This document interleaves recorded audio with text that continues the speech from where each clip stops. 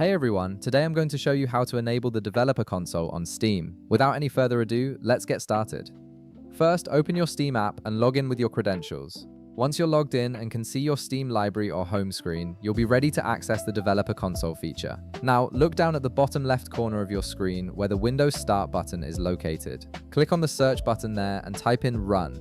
This will bring up the Run application, which is a built-in Windows utility that lets you execute commands directly. It's a quick way to access various features and programs without navigating through multiple menus. From the search results that appear, click on the Run app to open it. A small window will pop up with a text field where you can enter commands. This is where you'll input the specific command to unlock Steam's developer console. In the Run window, type steam://open/console exactly as shown.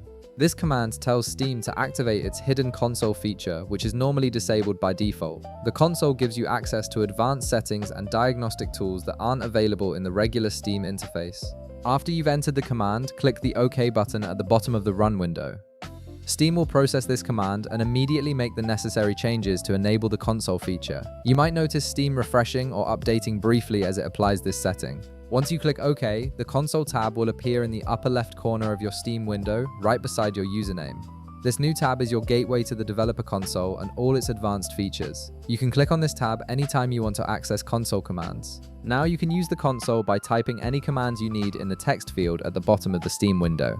The developer console allows you to troubleshoot issues, access hidden features, and execute various Steam commands that aren't available through the standard interface. It's particularly useful for debugging connection problems or testing specific Steam features. And that's it, you've successfully enabled the developer console on Steam.